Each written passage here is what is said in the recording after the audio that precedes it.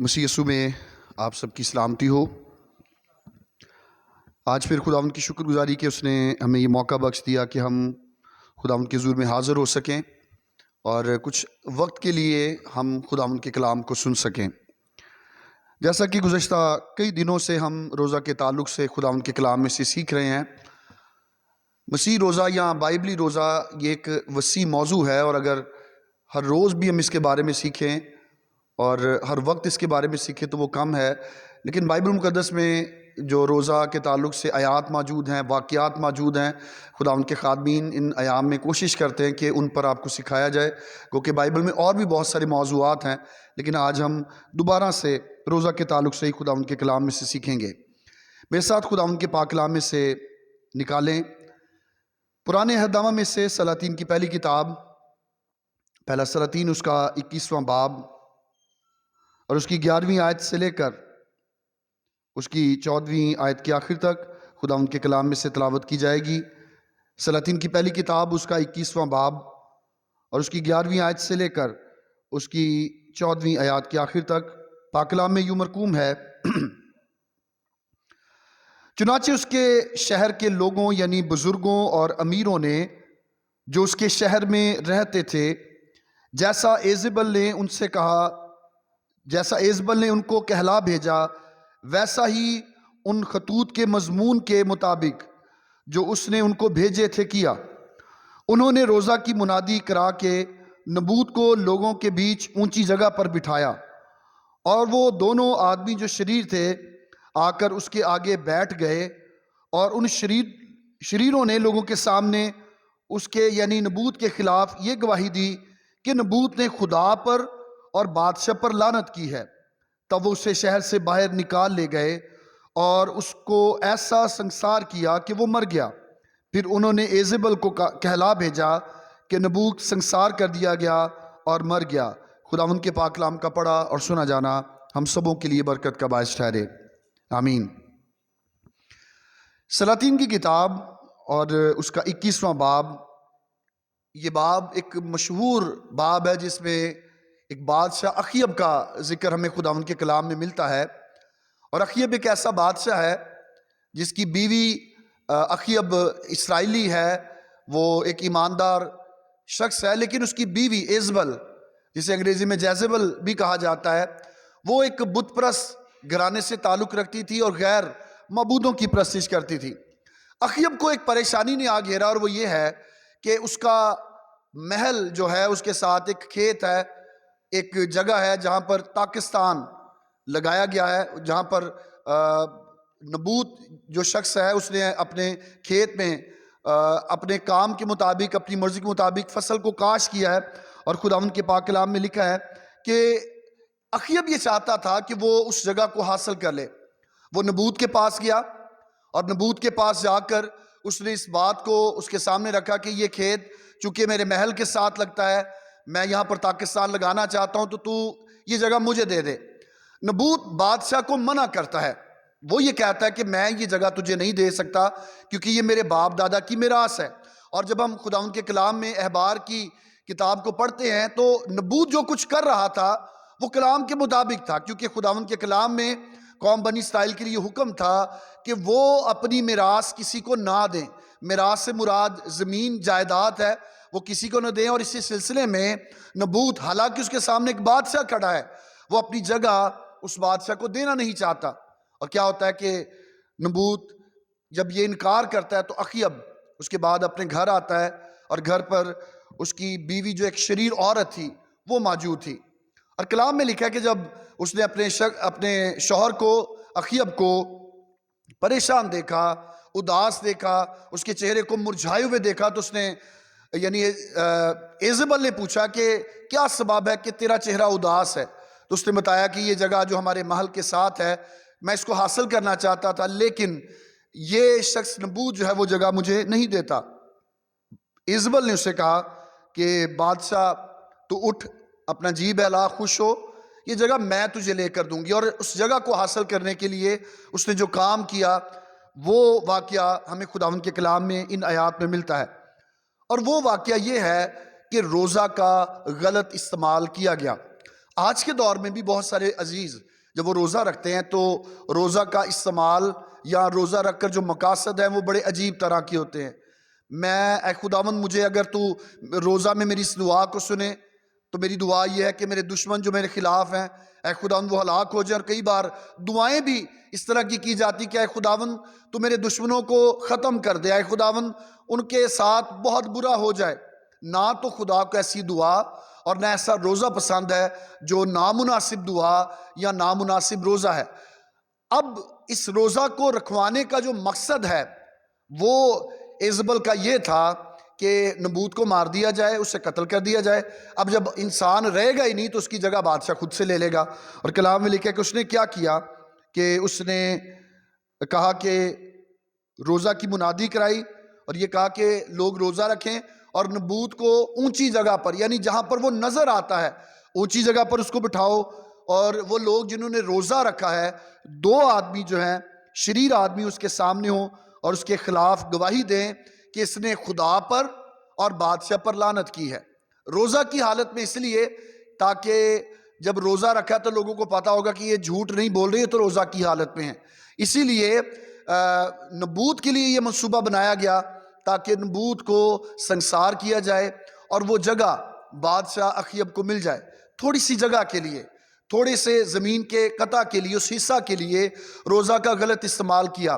اور آج کے دور میں بھی بہت سارے عزیز ایسے ہیں کہ روزہ کی حالت میں وہ اپنے دشمنوں کے لیے ایسے دعا کرتے ہیں. کسی نے پریشان کیا بجائے اس کے کہ مسیح کا یہ حکم ہے کہ اپنے دشمنوں کو معاف کرو, اپنے ستانے والوں کے لیے دعا کرو اور دعائے خیر کرو, اس کے بدلے میں وہ ان کے لیے خداوند کے حضور میں دعا کرتے کہ اے خداوند تو ان کو تباہ و برباد کر دے. اب جب روزہ کا غلط استعمال کیا گیا تو کیا ہوا؟ خداوند کے کلام میں لکھا ہے کہ جب یہ سارا سین انہوں نے بنا لیا, سارا معاملہ انہوں نے کر لیا, نبوت بھی بیٹھ گیا, 2 لوگوں نے گواہی دی کہ واقعی اس نے ایسا کیا ہے, تو کلام میں لکھا ہے کہ تب انہوں نے اسے شہر سے باہر لے جا کر سنسار کیا, پتھر مار مار کر مارا اور اتنا مارا کہ وہ مر گیا. اور پھر جب انہوں نے یہ کام سر انجام دیا تو ایزبل کو, جو کہ بادشاہ کی بیوی ہے, ملکہ ہے, اس کو کہلا بھیجا کہ نبوت سنسار کر دیا گیا.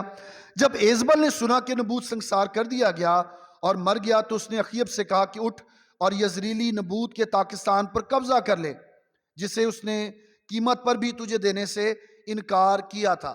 اب یہاں پر یہ بات بڑی قابل غور ہے کہ بادشاہ اس کے پاس گیا ہے, بادشاہ نے صرف وہ جگہ مانگی نہیں بلکہ قیمت دینے کا بھی اس سے کہا کہ میں تجھے قیمت دوں گا. اس کا مطلب یہ کہ وہ اپنی جگہ سے, وہ اپنے مقام سے اور اس زمین کے حصہ سے جو شاید اس کے آباء و اجداد کا حصہ تھا, وہ اس قدر زیادہ پیار کرتا تھا کہ وہ اس جگہ کو کسی بھی صورت میں بادشاہ کو دینا نہیں چاہتا تھا. اب بادشاہ کے لیے کلام میں لکھا کہ جب اس کی بیوی نے, ملکہ نے بتایا تو اس نے جا کر بادشاہ کو یہ کہا کہ جا یزریلی نبوت کے پاکستان پر قبضہ کر لے, تو جس نے تجھے قیمت پر دینے سے بھی انکار کیا تھا, نبوت جیتا نہیں بلکہ مر گیا ہے. اور لکھا کہ جب اخیب نے سنا کہ نبوت مر گیا تو اخیب اب اٹھا تاکہ یزریلی نبوت کے پاکستان کو جا کر اس پر قبضہ کر لے. روزہ کا غلط استعمال کیا گیا اور اس روزہ میں 2 غلط کام ہوئے. پہلی بات تو یہ کہ ایک شخص قتل ہو گیا, اور دوسری بات یہ کہ روزہ کو, جس کے بارے میں خدا کا حکم یہ ہے کہ عاجزی اور انکساری کرنی ہے, خدا کے حضور میں جھکنا ہے. اور پرانا عہد نامہ اگر ہم کھول کر دیکھیں تو خداوند کے کلام میں لکھا ہے کہ اپنے آپ کو جھکانا ہے, خداوند کے حضور میں جانا ہے. روزہ کا غلط استعمال اس طرح کیا گیا کہ ایک شخص کو مروا دیا گیا اور اس کی جگہ پر بھی قبضہ کر لیا گیا. شاید کوئی انسان اس بات سے واقف نہ ہو, لیکن خداوند جب ہم پرانے عہد نامہ میں دیکھتے ہیں تو خداوند ایک دم سے وہاں پر مداخلت کرتا ہے اور وہ اپنے بندہ ایلیا کو بھیجتا ہے. اور خداوند کا بندہ ایلیا جا کر اس جگہ پر, آگے جب ہم پڑھتے ہیں 7ویں آیت سے, تو وہ اس غلطی کی سزا وہاں پر اخیب کو دیتا ہے اور وہ کہتا ہے, اور خداوند کا یہ کلام ایلیا تشبی پر نازل ہوا کہ اٹھ اور شاہ اسرائیل اخیب سے جو سامنیہ میں رہتا ہے ملنے کو جا, دیکھ وہ نبوت کے پاکستان میں ہے اور اس پر قبضہ کرنے کو وہاں گیا ہے. سو تو اس سے یہ کہنا کہ خداوند یوں فرماتا ہے کہ کیا تو نے جان بھی لے لی اور قبضہ بھی کر لیا؟ سو تو اس سے یہ کہنا کہ خداوند یوں فرماتا ہے، اسی جگہ جہاں کتوں نے نبوت کا لہو چاٹا، کتے تیرے لہو کو بھی چاٹیں گے۔ اس کا مطلب ہے کہ تیری موت بھی خون بہا کر، یا خون بہایا جائے گا تیرا، اور اس طرح تیری موت ہوگی۔ کس قدر سخت سزا ہے۔ خداوند کے کلام میں روزہ کا غلط استعمال کرتے ہوئے جب انہوں نے اپنا مقصد حاصل کیا تو خداوند نے فوراً اپنے بندہ کو بھیجا اور کہا کہ جہاں پر نبوت کا خون ناحق بہایا گیا ہے وہیں پر تیرا خون بھی بہایا جائے گا، اور جیسے نبوت کے خون کو کتوں نے چاٹا، وہ مر گیا، اسی طرح تیرے ساتھ بھی ہوگا۔ لیکن کلام میں یہ آگے لکھا کہ جب اخیب نے یہ بات سنی تو وہ ڈر گیا، اور آگے کلام میں لکھا ہے کہ اخیب جو ہے وہ باتیں سن کر اپنے کپڑے اس نے اس کو پھاڑا اور اپنے تن پر ٹاٹ ڈالا، روزہ رکھا اور ٹاٹ ہی میں لیٹنے اور دبے بوں چلنے لگا۔ یعنی زندگی کا طریقہ کار ہی بدل گیا۔ پہلے روزہ کا غلط استعمال ہے، اس کی بیوی نے کیا، اور اس میں اخیب بھی شامل ہے۔ وہ چاہتا تو وہ منع بھی کر سکتا تھا، لیکن لکھا ہے کہ جب اس کو یہ پتہ چلا، گو کہ جب ہم خدا ان کے کلام کو پڑھتے تو ایلیا ان لوگوں سے دور تھا اور وہ ایلیا کو اپنا دشمن سمجھتے، لیکن ایلیا خدا کا کلام لے کر آیا، اور جب اخیب نے یہ سنا تو لکھا ہے کہ اخیب نے اپنے کپڑے پھاڑے، اپنے تن پر ٹاٹ ڈالا اور روزہ رکھا، اور روزہ رکھنے کی وسیلہ سے وہ بات جو خداوند نے کہی تھی خداوند نے اس میں کچھ نرمی کر دی۔ اور خداوند کا کلام یہ بیان کرتا ہے کہ وہ نرمی کیا ہے، کہ جب اخیب بادشاہ مر گیا، جنگ کے لیے گیا، تو کلام میں لکھا کہ اس کا قتل جو ہے وہ رتھ کے اندر ہوا، وہ رتھ کے اندر ہی مرا، اس کا خون رتھ، گھوڑوں کا رتھ جو ہوتا ہے اس کے اندر اس کا خون جو ہے وہ وہاں پر نکلا۔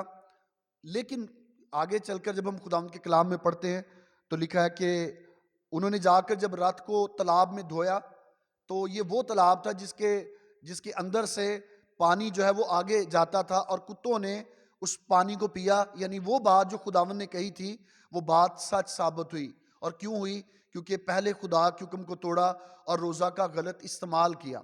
اب صرف اخیب ہی نہیں، خداوند ایزبل سے بھی واقف ہے، اور ایزبل کی اس بات سے بھی واقف تھا۔ کلام میں لکھا کہ ایزبل کے لیے بھی کچھ ایسا ہی ہوا۔ سلاطین کی دوسری کتاب اور اس کا 9واں باب اور اس کی 32ویں آیت سے خدا ان کے کلام میں لکھا ہے، پر اس نے کھڑکی کی طرف منہ اٹھا کر کہا، میری طرف کون کون ہے؟ تب 2-3 خواجہ سراؤں نے اس کی طرف دیکھا۔ اس نے کہا، اسے یعنی ایزبل کو نیچے گرا دو۔ یہ کھڑکی میں کھڑی تھی، بادشاہ شہر میں آیا، قبضہ کیا اس نے اس شہر کے اوپر، اور جب یہ ملکہ ہے، اخیب مر گیا ہے، یہ اس کی بیوی ہے، تو اس کے ساتھ 2 خواجہ سرا کھڑے تھے ملکہ کے دائیں اور بائیں طرف۔ جب دوسرا بادشاہ شہر میں داخل ہوا تو اس نے کہا، میری طرف کون کون ہے؟ تو انہوں نے کہا کہ ہم ہیں۔